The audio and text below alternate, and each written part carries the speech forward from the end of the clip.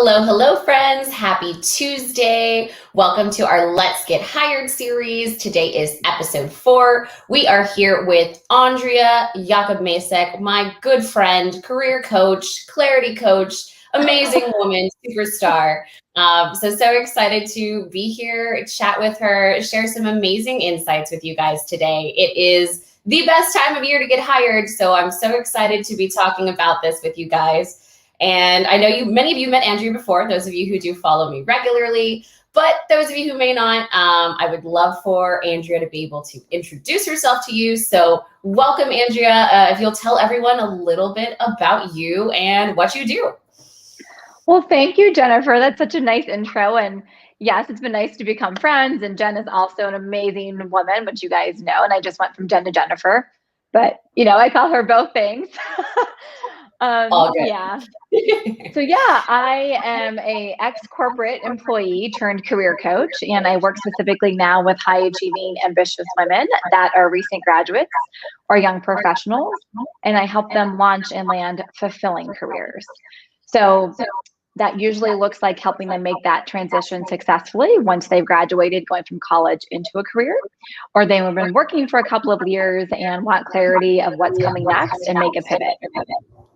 Amazing. I love that. It's so important to have people to lead us through that journey as we change, as we pivot, as we grow. So thankful that there's people like you out there to help us along in our journey.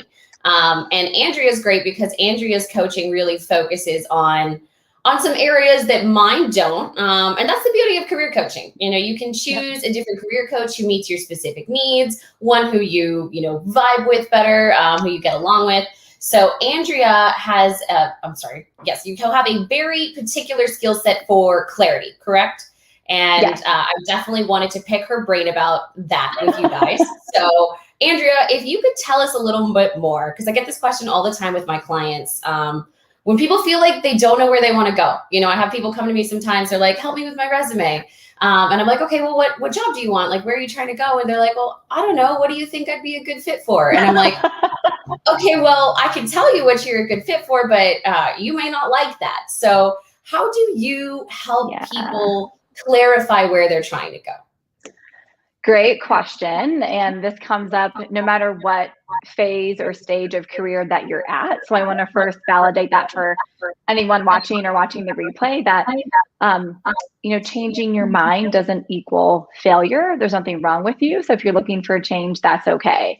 And looking for that change, you need to have clarity. So what we're talking about. So there's a couple of ways that I really have clients do this and to encourage people to look at this. One is similar to what you just mentioned, like people ask questions of what should I do? What does that look like? But I encourage you to really focus that question more specifically in terms of who you're asking. So this is a great question to ask your close friends or family or people that you've worked with before or a trusted mentor or coach and say, based on how I've worked with you or the projects that we've worked on, or if it's a family member, when have you seen me really excel? Like, when am I at my best? When am I excited? So asking people to help you, because it is sometimes really hard to reflect and look at what we want to do or what we've been great at. The other part is doing that work yourself and really tuning into yourself and asking yourself those questions. So what I just mentioned are things I have my clients ask. And a really important way to do that is taking the time. So turn off all your distractions, turn off your phone, get away from the computer, get away from the TV, and take 10 minutes and ask yourself, what is it that I enjoy? What am I really great at? If there was no boundary and no expectations of me and no limits, what is the thing I'd want to be doing for myself? So I'd really start with those two things, asking yourself that question and pick 2 people in your life to ask that question to as well. I love that. That's so great to reflect internally and think about your own goals in that way and how you want to move forward. I love to take some time to meditate when things get a little crazy on my end. I feel like sometimes answers can come to you in those moments of quiet. Yeah. So definitely recommend doing what Andrea said, maybe taking it even a step further in that calm, quiet moment with yourself. And really, for me as well, I think it's about finding where your passions meet your skills, right? And where do those two things align, which can be increasingly difficult because sometimes your passion is over here and your skills are over here. And you're like, okay, how do I make these things meet in the middle? And that's really where transferable skills come into play. And, how can I make, what I love relate to what I'm trying to do?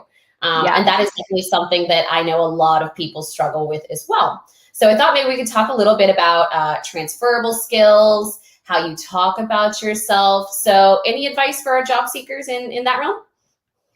Yes, and these questions that we're talking about, Jen, in terms of clarity and then transferable skills, definitely go hand in hand.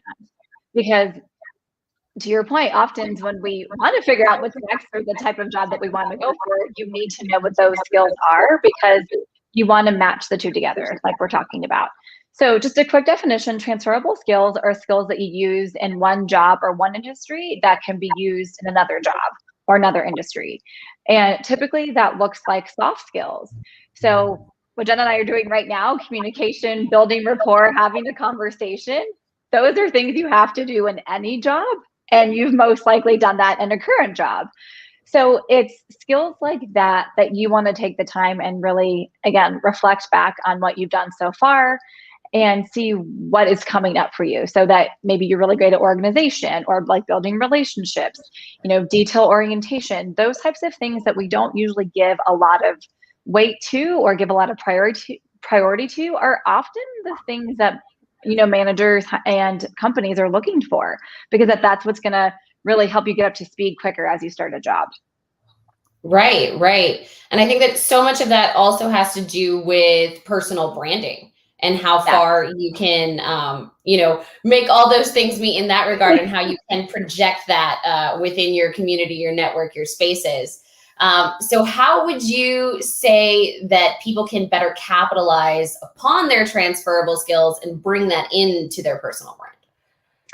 So shameless plug for a freebie that I have for people that they could start doing this. I have a free guide on my LinkedIn featured section called Now to Next, and it's a transferable skills guide. And it's going to walk you through a 3-step process of breaking down what you've done previously, uncovering your transferable skills, and then really starting to narrow that down so you can put it in a personal brand.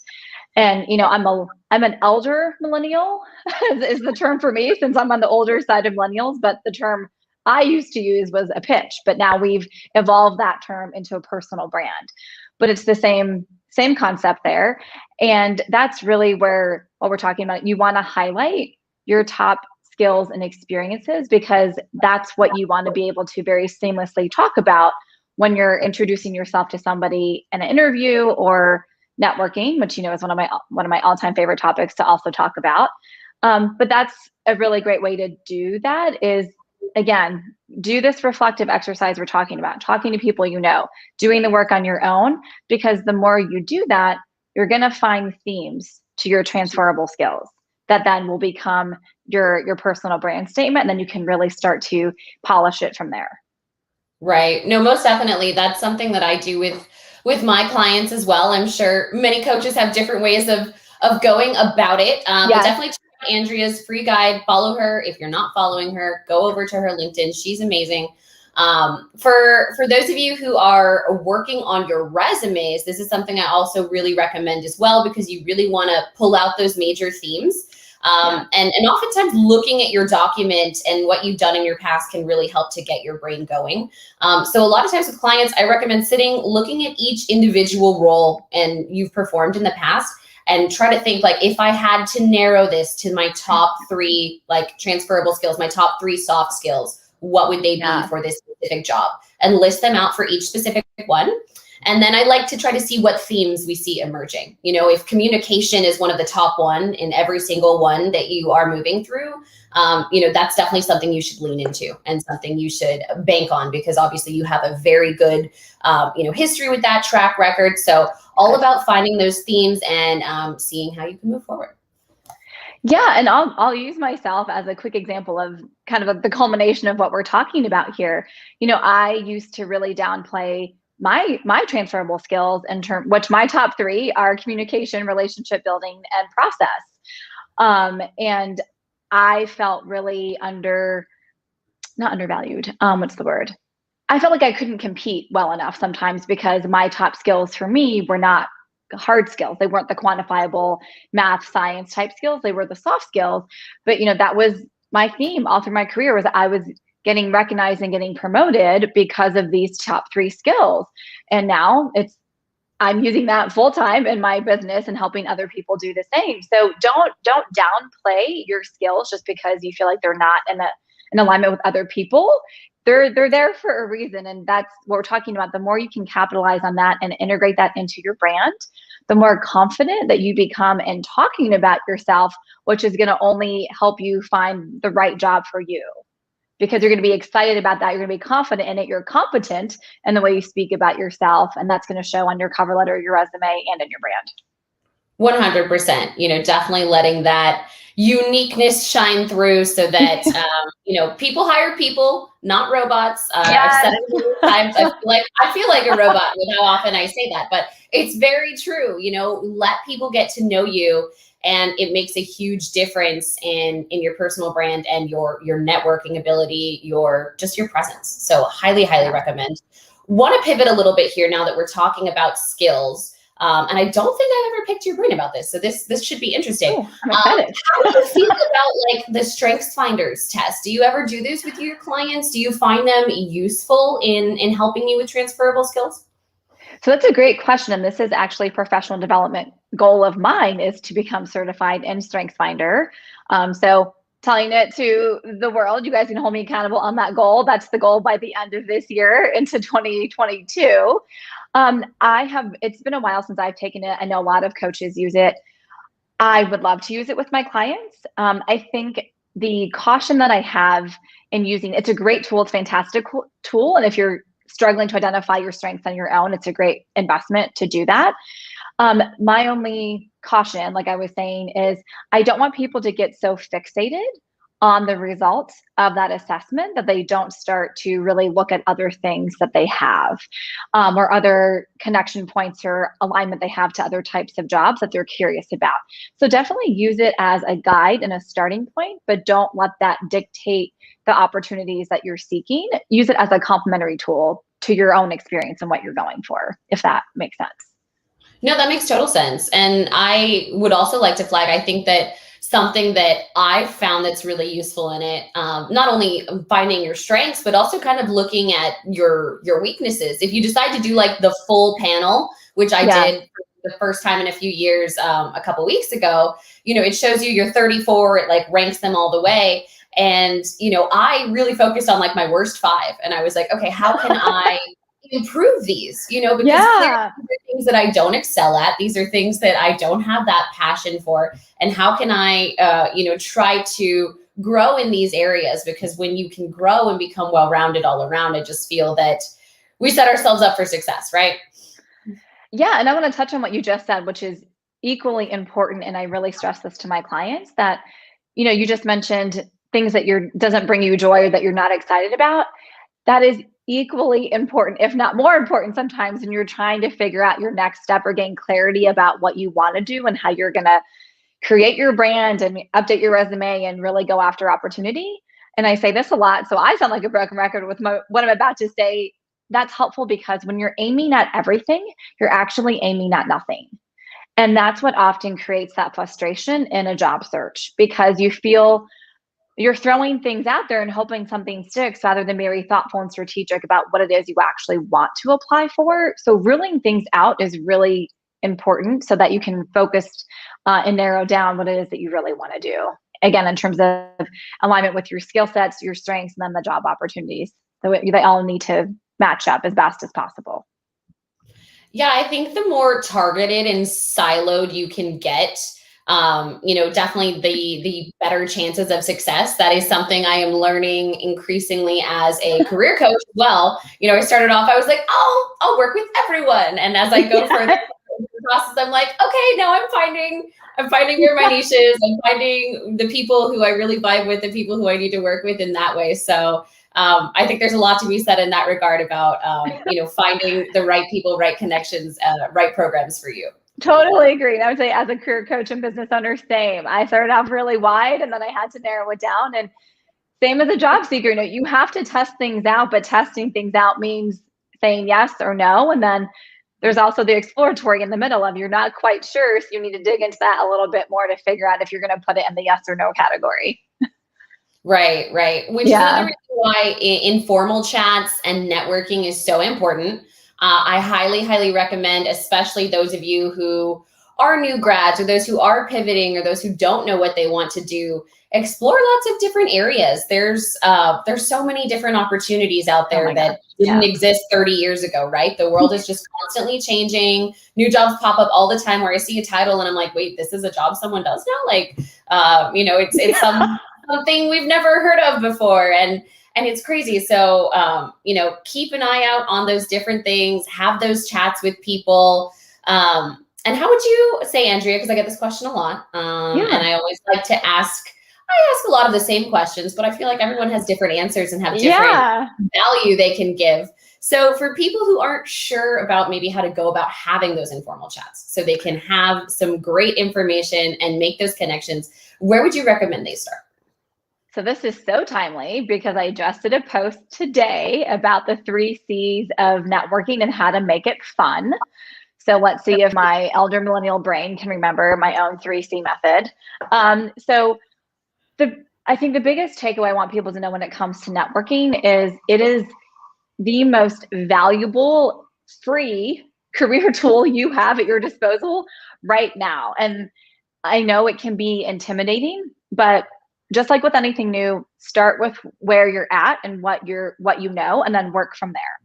So the first C is your circle. So everyone has friends or family, people you went to school with or did a project with, whatever the case may be. Start with your circle and reach out to those people first and have a conversation with them. Most of us talk to our families, but we really don't know anything about their jobs or what they've done in the past. And you would be amazed at the untapped resource that is within your inner circle or even your friends. Obviously, even before I was a career coach, I was the one at happy hour that would make everybody go around the room and talk about one thing they did at work. And that's how I learned a lot about different careers, was just over drinks with my girlfriends. So start with your circle. The next C, let me pull this up because I don't want to forget what I said. And you guys, it's not that early, but it's still early. So let me just pull this up. Bear with me 1 sec. Oh, it's okay. I haven't had my coffee yet either. So. Oh man, I'm on my second one, and I usually limit to 2 a day. Everybody, 2 cups of coffee a day. Responsible. Yeah. Okay. Duh. Okay. So start with your circle. Start with your people that you know. Comment. Jennifer and I are a huge advocate of commenting on people's content. People like Jennifer and I spend hours a week creating valuable content for you. Use it. So start there. Comment on what we're sharing. Share your thoughts. Share your opinions. I know as a new grad, especially, this is really intimidating because I, again, find that my clients as recent grads undervalue their insight and what they have to offer, but there's a lot you can offer. When you come out of college, you're learning a lot of the new cutting edge ways to do things, new processes, new methods, and you can add insight to someone's content by sharing your perspective on what you've learned. So commenting is huge. And then the other way is complimenting. We all love a great compliment. And, really pay attention to what somebody's saying like this during the live or what they've written. Go a step further, send them that personal message, and just write a genuine thank you and say, thank you so much for the content you shared today. Here's one thing I got out of it, and this is what I plan to do with that information. That's networking. Those are 3 really simple, easy ways to start. Low intimidation factor because you're leveraging what you already have and going off of what somebody's done, and then you can go from there. I love that. And I know that in my experience, it is insanely more successful when you approach people in that right way. Especially people approaching me as well. I have people in my inbox sometimes who are very aggressive. I'm a busy person. I don't always have time to answer. And it's you don't answer and they're very aggressive or rude with you. And it's that's not going to make not the way to go. It's the people who are, thank you so much. I appreciate you and what you're doing with the lives and XYZ.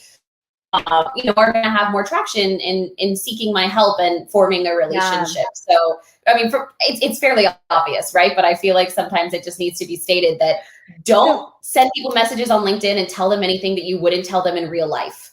Walk up to a stranger and be like, read my resume, please. I need you to read it right now. They'd be like, I'm sorry. Do I know you? Do I know you? Yeah. Right. So, take it easy and be, I can't even think of the word about it. Be more tactful. There we go. Be more tactful. Yeah. I want to touch on that, and another shameless plug. Sorry, Jen. I'm about to do a series of posts coming up the first week of April about networking, because this is one of the main questions I get. I coach on this. It's networking, even though we talk about it so much, is still elusive. So to your point, it's common sense to us because we do it, we coach on it. It's a practice skill for us. So I want to touch on two things that Jen said. In terms of aggressiveness, you're allowed to be aggressive and tenacious when it comes to your career goals, and we want you to be that way. But when you're interacting with somebody in terms of networking and asking for support, your goal is not their priority. So I want you to keep that in mind. You're asking them to help you, but you need to build that relationship first and really lend the value, which the post series I'm going to do the first week of April will talk to you about how you can build that value before you even make the ask. Because what Jen is talking about is, if you run up to somebody in real life with your resume, that's like asking them to marry you on the first date. You're probably not going to do that, right? You need to lead up to that. You need to get to know them a little bit. So I wanted to touch on that and just, keep that in mind. And again, just to reiterate that 3C method: your circle, comment, compliment. Practice first. Get really strong with the foundation of networking until you feel like you're kind of sick about doing it. Then you can go to the next level. You really need to be really competent in that before you go forward. Right. Build the foundation before build the foundation. Yeah. Exactly. Doesn't mean you can't skip steps with the right person, but just keep that in mind. Okay. Great. Well, Akash says, for career transition, in terms of technology change for experienced professionals, how do we showcase that same passion in our resume? Well, you being our transition guru, I will let you take this one first, and then I can follow up with some thoughts as well. Yeah, great question. So again, that really depends on what the change is that you're making and the clarity you have for what that change is, right? So are you trying to level up? Are you switching industries? Are you switching to a different type of technology? What is the change, first of all? And then when you say passion in your resume, that goes back to what we were talking about earlier, really connecting your skill sets and your experiences to that of the job. So I know Jennifer talks about this in terms of your resume. You need to translate what you've done and match it to the job description, because I always compare this to food. The job description is the company's list of ingredients for their recipe. Your resume is your list of ingredients for what you want. The goal is to have as much overlap with those two lists together and answer as many questions as you can with the resume. So when you say passion, I want you to get really clear on what passion means to you in that context, and what is it that you're trying to express to the employer. Are you trying to get passionate about the technical hard skills? Are you passionate about the communication that you've done in terms of that technology skill? What is it that you're really passionate about? So get really, really clear on that, so then you can express it clearly to the employer, if that makes sense. Yeah, no, I would agree. Definitely about asking yourself those questions so that you can get more targeted. I can't tell you how many people I think realize that they need clarity. Like, I talk to so many people who, think they know what they want to go, and then we sit down and we have a discussion and they really don't. So yes, check out Andrea's guide, look at your transferable skills, reach out to her if you need some clarity, because she's great at that. And I ask that because, thank you for saying that. I ask that because when you really sit down and go into that question deeper and deeper, that's what they're going to ask you about in the interview, and most likely even before that on the application, right? So most applications now have a screening question of some kind. They're kind of transitioning out a little bit from the cover letter, and now I'm asking a screening question of why do you want to work here? What makes you excited about that job? That's your pitch. That's what they're asking. So if you can't specifically answer to yourself, this job makes me excited, and I ask you why, and you go, well, I don't know, I'm just excited. We need to go further. We need to get a lot more clarity, because that's what you need to specify. Is it the culture? Is it the team? Is it leadership? Is it the growth? Is it all of the above? And make it about them. Make it about them. It's all about them. Yes, it's about you and you're talking about yourself, but you need to address that question in a way that's all about them. Oh yeah. And as someone who has been, actively interviewing in the past couple of months, I can tell you, they ask you that question. They are going to ask you why you want this job every time they ask it. So be prepared and understand your reason why. For sure. Awesome. Well, we are wrapping up here, Andrea. I wanted to, as we are wrapping, ask you one last question. So it is, the biggest time of hiring right now. We are at the end of Q1, beginning of Q2. This is prime time, guys. This is when most of the companies have figured out their budgets for the year, because they were doing that in January and February. Now they figured out how many people they can hire. And now they're hiring like hotcakes. So, make sure you're putting yourself out there. In your opinion, Andrea, what are a few things our job seekers out there can do in this climate to just prepare themselves for success? I know everyone's going to hate this answer, but be patient. We were just talking about this like behind the scenes before we went live. With any process, it takes time. And, you're looking for the right fit. The employer is looking for the right fit. That takes time. And that takes energy, that takes effort. So really be patient with your search. The second thing would be clarity. Like we're saying, get very, very specific about each job that you're applying to, why you're applying, why you want to work there, and the top skills that you have that you're going to bring solutions to that company. So those are the things I would say. Amazing. I would definitely add, networking for sure. Which of course it ties into everything, but I plug it as much as possible, guys. If you are not building your personal brand on LinkedIn, start today. If you don't know how, go to my website, check out my free resources guide. I have a resume guide. I have a LinkedIn guide, and they will help you craft your resume and start to optimize your LinkedIn profile. So I highly recommend you check those out and start putting yourself out there. That is one of the biggest things you can do. And that'll be my shameless plug for the day. But please do. The resource for that is freaking fantastic. So do yourself a favor and download her guide for that. And Jen is the master when it comes to that. So do that. Oh, thank you, Andrea. You are entirely too kind.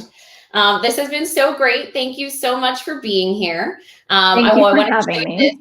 Francisco said to the both of you, your clarity, focus, and expertise is very appreciated. Thank you, Francisco. Very welcome. Yeah. Andrea is wonderful. Will you go ahead and tell everyone how to get in contact with you, what your website is, everything, in case they want some more information? Yeah, well, the best way first is here on LinkedIn. So if you're not already following me, please do. And if you want to practice networking, send me that message. And then my website is also on the featured section of my profile. So you can go to the featured section, get my website, get that free transferable skills guide that I talked about. And coming soon is YouTube. So next month you can, actually it's up there now. I take that back. I launched it. It's up there. So my featured section also has the YouTube channel there as well. So all of the things. Amazing. I love it. Well, everyone, connect with Andrea. Thank you so much for being here. I hope you gleaned some valuable insights on personal branding, transferable skills, and clarity. We will have Andrea on again soon. It seems like it's almost a monthly thing now, so she'll be back. I love it. Let's do it. Yes. And thank you so much, and have a great day, everyone. Thanks. Bye, Jen.